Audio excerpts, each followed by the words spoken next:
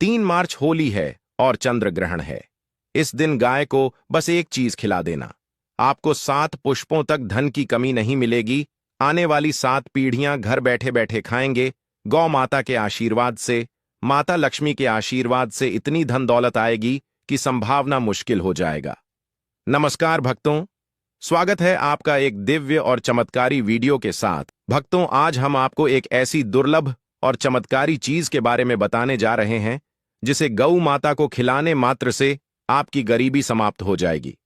भक्तों, जैसा कि आपको मालूम होगा कि 3 मार्च की रात आसमान में जो दृश्य दिखने वाला है वह कोई साधारण खगोलीय घटना नहीं है। यह वह रात है जब ब्रह्मांड की सबसे रहस्यमयी और विनाशकारी ऊर्जा हमारी धरती से टकराने वाली है। ज्योतिष और तंत्र शास्त्र में चंद्र ग्रहण को एक ऐसा समय माना जाता है जब ब्रह्मांड के सारे अदृश्य द्वार खुल जाते हैं। इस दिन किया गया एक छोटा सा उपाय भी 1000 गुना ज्यादा फल देता है और अनजाने में की गई एक छोटी सी गलती आपकी आने वाली पीढ़ियों तक का विनाश कर सकती है। इसलिए आज की इस वीडियो को पूरा देख लेना, अन्यथा तो आपसे इतनी ज्ञानवर्धक जानकारी छूट जाएगी। क्या आपने कभी सोचा है कि क्यों कुछ घर हमेशा धन से भरे रहते हैं और कुछ घरों में कितनी भी मेहनत कर लो पैसा टिकता ही नहीं? इसका सीधा संबंध हमारे कर्मों और ब्रह्मांड की इस रहस्यमयी चाल से जुड़ा है। लेकिन इन सब के बीच हमारे प्राचीन ग्रंथों में एक ऐसी गुप्त चीज का वर्णन है जो अगर आपने इस 3 मार्च के चंद्र ग्रहण के दौरान चुपचाप एक गाय को खिला दी तो आपकी आने वाली 7 पीढ़ियां भी गरीबी क्या होती है ये पूरी तरह से भूल जाएंगी। धन की देवी माता लक्ष्मी आपके घर में स्थायी रूप से वास करेंगे और राहु केतु जैसे क्रूर ग्रह भी आपके सामने घुटने टेक देंगे। वक्त तो आपने सुना होगा कि गौ माता के शरीर पर 33 करोड़ देवी देवताओं का बस माना जाता है और चंद्र ग्रहण पर सभी देवी देवता जागृत अवस्था में होते हैं। तो अब तो वो एक गुप्त चीज क्या है और उसे ग्रहण के दौरान किस विशेष समय पर खिलाना है, यह मैं आपको आगे बताऊंगा। लेकिन उससे पहले आपके लिए यह समझना बहुत जरूरी है कि यह चंद्र ग्रहण इतना विनाशकारी और साथ ही इतना चमत्कारी दोनों क्यों है।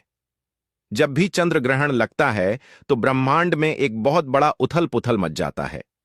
विज्ञान इसे केवल सूर्य, पृथ्वी और चंद्रमा की एक सीध में आने की घटना मानता है, लेकिन हमारे जी मुनियों ने हजारों साल पहले ही यह देख लिया था कि जब राहु अपनी काली छाया से चंद्रमा को ग्रसता है तो धरती पर मौजूद हर जीवित प्राणी की मानसिक और आर्थिक स्थिति पर बहुत गहरा असर पड़ता है।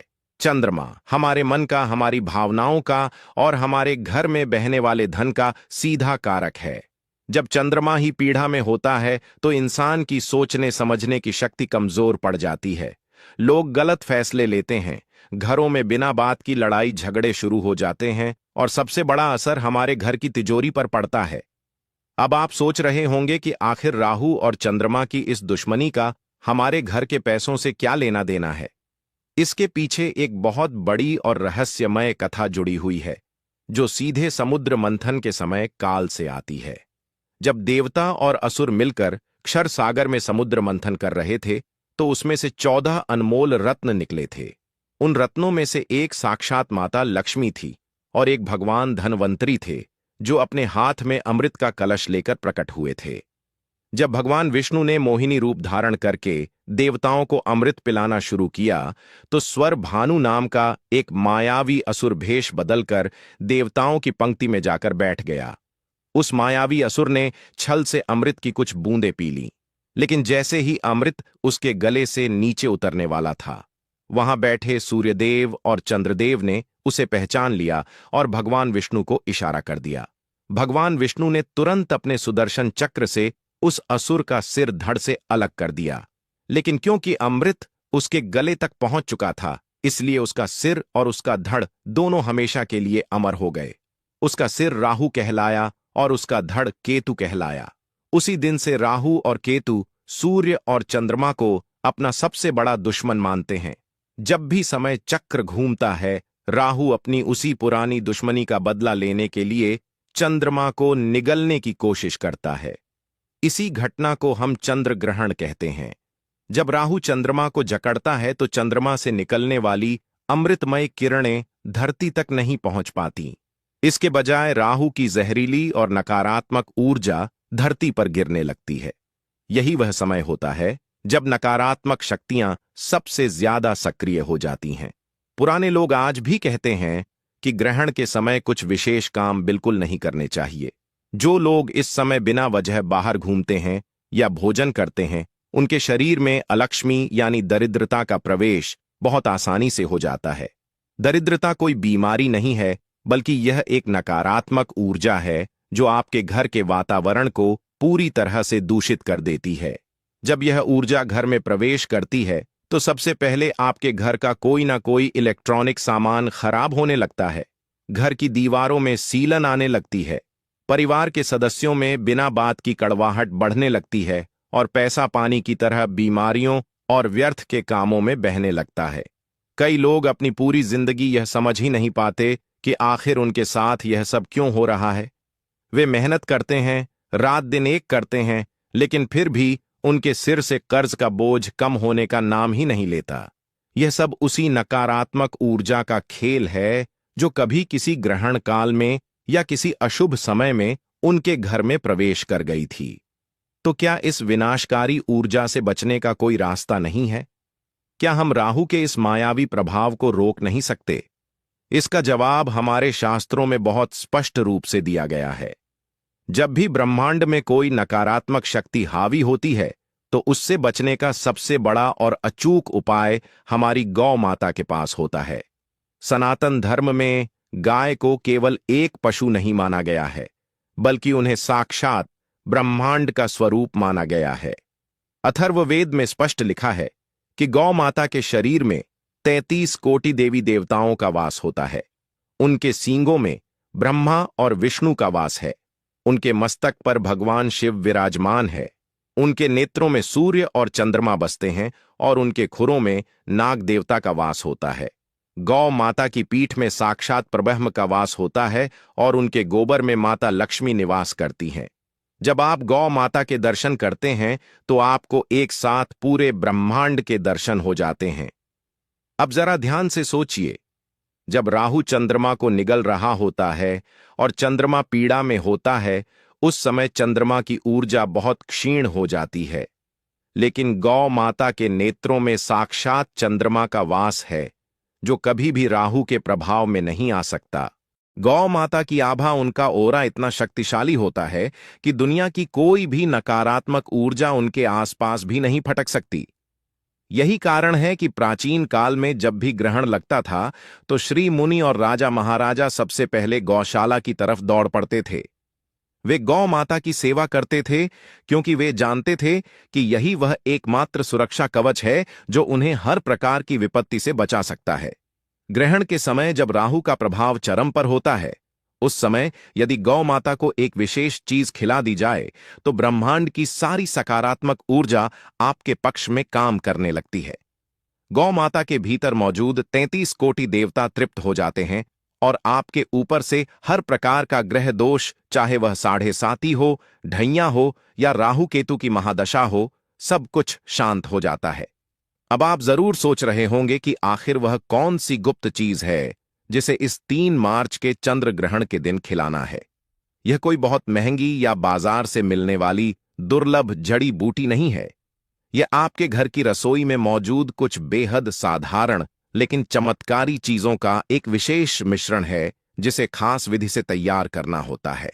लेकिन इस उपाय को करने से पहले एक बहुत बड़ी और कड़ी शर्त है जिसका पालन करना सबसे ज्यादा जरूरी है। अगर आपने इस शर्त को तोड़ दिया तो यह उपाय बिल्कुल भी काम नहीं करेगा। बस शर्त यह है कि आपको यह उपाय बिल्कुल चुपचाप करना है।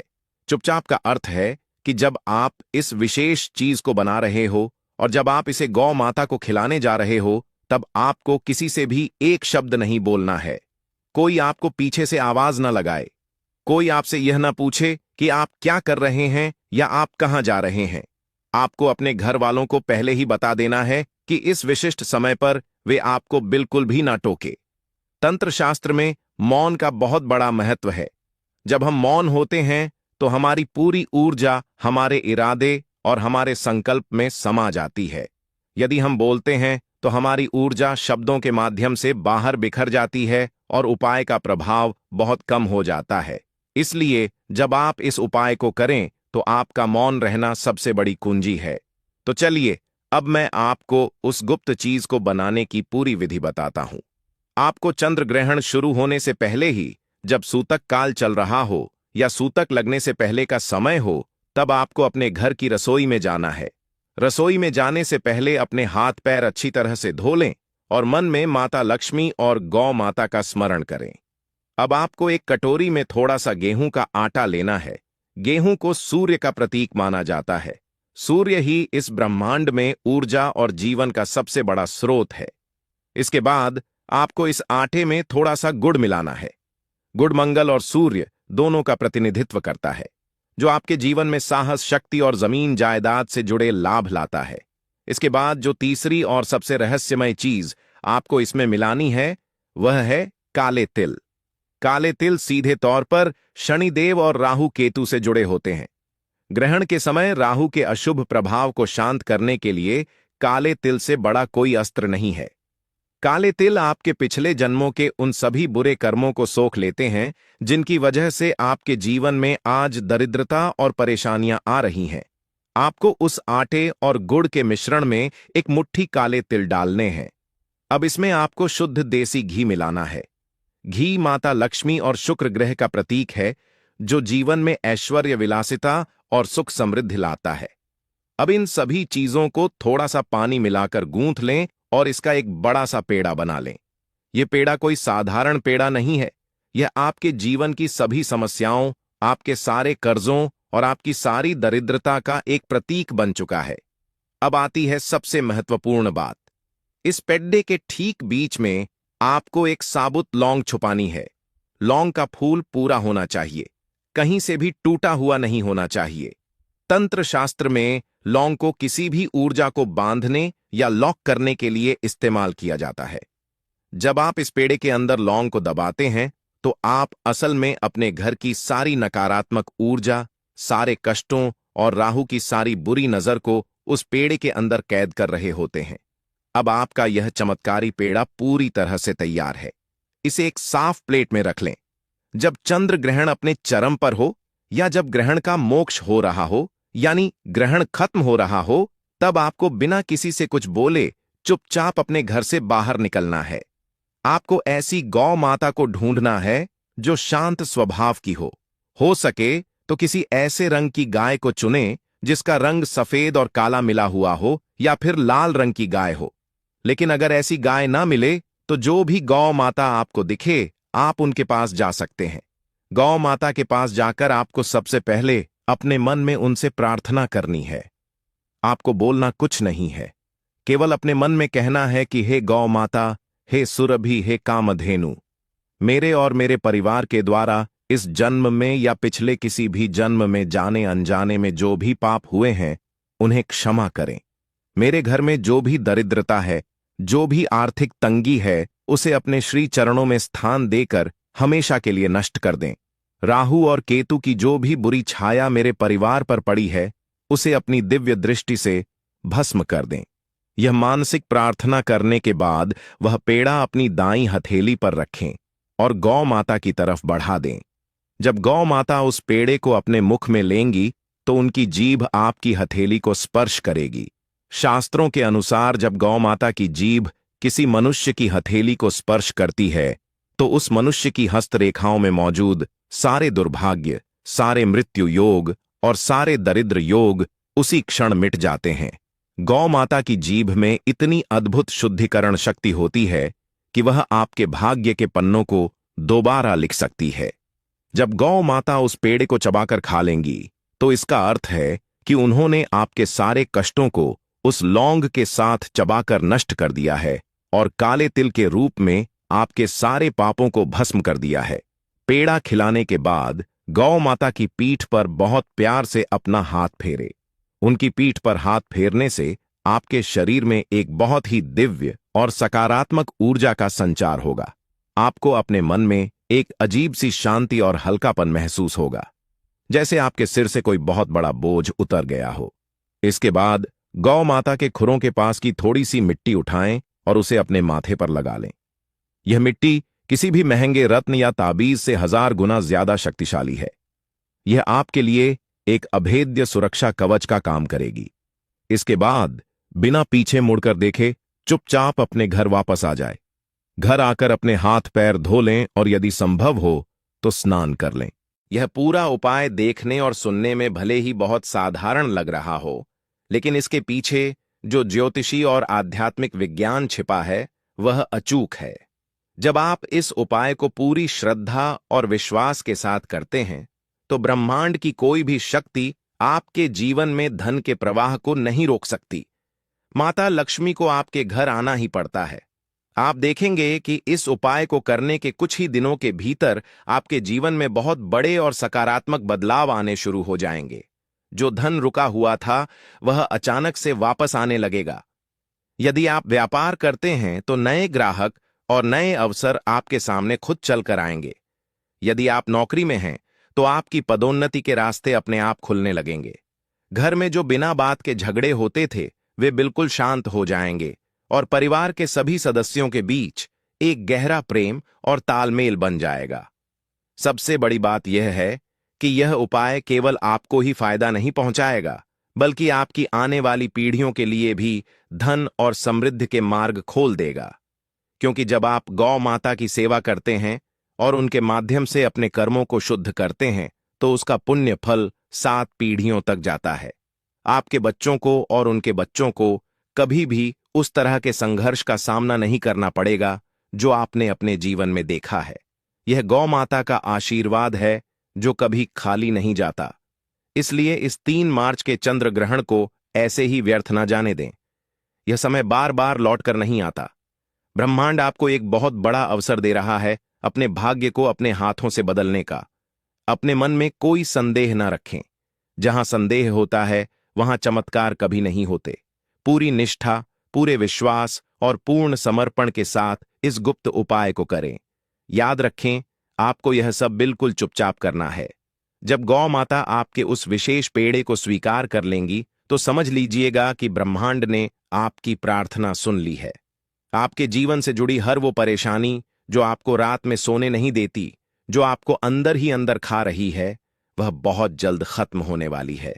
बस अपने कर्मों को शुद्ध रखें, किसी का बुरा ना सोचें और जब भी मौका मिले बेजुबान जानवरों की मदद जरूर करें, क्योंकि ईश्वर हर जगह मौजूद है और वह अक्सर इन्हीं बेजुबान जीवों के रूप में हमारी परीक्षा लेने आते हैं। गौ माता की सेवा से बड़ा इस कलयुग में कोई दूसरा धर्म नहीं है। इस ग्रहण काल में अपने मन को शांत रखें, क्रोध से बचें, किसी से विवाद ना करें और जितना हो सके अपने इष्ट देव के मंत्रों का मानसिक जाप करते रह। ग्रहण का समय डरने का नहीं, बल्कि खुद को आध्यात्मिक रूप से मजबूत करने का समय होता है। जब आप अपनी आंतरिक ऊर्जा को जगा लेते हैं तो बाहर का कोई भी ग्रह गोचर, कोई भी ग्रहण आपका कुछ नहीं बिगाड़ सकता। आप खुद अपने भाग्य के रचयिता बन जाते हैं। तो तैयार हो जाइए इस 3 मार्च की रात के लिए, जब आप एक छोटे से पेड़े और गौ माता के आशीर्वाद से अपने जीवन की सबसे बड़ी जीत हासिल करने वाले हैं। दरिद्रता को हमेशा के लिए अपने घर से विदा करने का समय आ गया है। इस महा उपाय को करें और फिर देखें कि कैसे चमत्कार है। खासकर गर्भवती महिलाओं को और हमारी कुंडली पर इसका कैसे असर पड़ेगा। और सबसे बाद ग्रहण खत्म होने के बाद और होलिका दहन से पहले आपको कौन से काम जरूर करने चाहिए ताकि आपके परिवार पर कोई भी आंच ना आए। भक्तों, इसके लिए आपको वीडियो को पूरा ही देखना होगा। अगर आज आपने इस वीडियो को आधा अधूरा छोड़ने की भूल करी तो आपको जिंदगी भर पछताना पड़ सकता है। कुछ लोग होते हैं जो वीडियो को आधा अधूरा छोड़कर आगे बढ़ जाते हैं और उन्हें कोई सफलता हासिल नहीं होती। इसलिए वीडियो को पूरा ही देखिएगा। अगर आप भी चाहते हो कि चंद्र ग्रहण पर आप पर और आपके परिवार पर किसी भी प्रकार का कोई दुष्प्रभाव ना पड़े तो वीडियो के अंत तक आपको बने रहना है। तो चलिए भक्तों, अपना समय ज्यादा बर्बाद न करते हुए जानकारी आरंभ करते हैं और जान लेते हैं। सबसे पहले बात कर लेते हैं उस कंफ्यूजन की, जिस उलझन की वजह से हमारी तिथियों को लेकर मन में कंफ्यूजन बन जाता है। तो देखिए, हिंदू पंचांग की बात करें, होली का त्योहार फाल्गुन मास की पूर्णिमा तिथि को मनाया जाता है और साल 2026 में फाल्गुन पूर्णिमा की जो तिथि है वह 2 मार्च की शाम को शुरू होकर 3 मार्च की शाम तक रहेगी। अब यही से सारा कंफ्यूजन शुरू होता है। आमतौर पर हम जिस दिन पूर्णिमा की शाम होती है उसी दिन होली का दहन करते हैं, लेकिन साल 2026 में 3 मार्च की शाम को यानी कि पूर्णिमा की शाम के समय में आसमान में चंद्र ग्रहण, और हमारे शास्त्रों की बात करें तो यह अटल नियम है कि ग्रहण काल में कोई भी शुभ कार्य या पूजा या अग्नि प्रज्वलित करना अशुभ माना जाता है। इसलिए वर्ष 2026 में विशेष ध्यान देने की आवश्यकता है। यदि पूर्णिमा तिथि के दौरान ग्रहण का सूतक और ग्रहण काल प्रभावी रहेगा तो होलिका दहन ग्रहण के समाप्त होने के बाद और भद्रा रहित शुभ मुहूर्त में ही किया जाएगा। शास्त्रों का स्पष्ट नियम है कि ग्रहण के समय कोई भी शुभ अग्नि प्रज्वलन, पूजा, हवन या मांगलिक कार्य नहीं किया जाता। ग्रहण मोक्ष के बाद स्नान, शुद्धि और दान का विशेष महत्व होता है। अतः सबसे पहले ग्रहण समाप्त होने पर गंगा जल युक्त जल से स्नान करें, घर में शुद्धिकरण करें, भगवान का स्मरण करें और उसके बाद ही होलिका दहन की तैयारी करें। गर्भवती महिलाओं को ग्रहण काल में विशेष सावधानी रखनी चाहिए। तेज धार वाले औजारों का उपयोग न करें, अनावश्यक बाहर न निकलें और अपने इष्ट मंत्र का मानसिक जाप करती रहें। ग्रहण के समय भोजन न करें और सूतक लगने से पहले ही भोजन ग्रहण कर लें। ग्रहण मोक्ष के बाद गौ माता को हरा चारा या गुड़ अवश्य खिलाएं। ब्राह्मणों या जरूरतमंदों को दान दें और अपने घर के मुख्य द्वार पर हल्दी या गेरू से स्वस्तिक बनाएं। इसके बाद जब शास्त्र सम्मत शुभ मुहूर्त प्राप्त हो तब विधि विधान से होलिका दहन करें। होलिका में सूखे उपले, लकड़ी और नई फसल की बालियां अर्पित करें तथा परिवार सहित परिक्रमा करते हुए अपने कष्ट, रोग और दरिद्रता अग्नि को समर्पित करें। याद रखिए, ग्रहण काल भय का नहीं बल्कि सावधानी और साधना का समय है। जो व्यक्ति इस समय संयम, श्रद्धा और सत्कर्म अपनाता है उसके जीवन में नकारात्मकता स्वतः समाप्त होने लगती है। इसलिए किसी भी प्रकार के भ्रम में न पड़ें, शास्त्र सम्मत नियमों का पालन करें और अपने मन को सकारात्मक रखें। होली का पर्व अंततः बुराई पर अच्छाई की विजय का प्रतीक है। यदि आपका विश्वास अटल है और कर्म शुद्ध हैं, तो कोई भी ग्रहण आपके भाग्य को रोक नहीं सकता। अगर आपको यह दिव्य और ज्ञानवर्धक जानकारी पसंद आई हो तो वीडियो को अभी लाइक जरूर करें, चैनल को सब्सक्राइब करें और कमेंट में जय गौ माता लिखकर अपना आशीर्वाद प्राप्त करें। आपके एक लाइक और एक सब्सक्राइब से हमें और भी ऐसी आध्यात्मिक और रहस्यमयी जानकारियां आप तक पहुंचाने की प्रेरणा मिलती है। अपने परिवार और मित्रों के साथ भी इस वीडियो को अवश्य शेयर करें ताकि वे भी इस पावन अवसर का सही लाभ उठा सकें। धन्यवाद भक्तों, मिलते हैं अगली दिव्य जानकारी के साथ।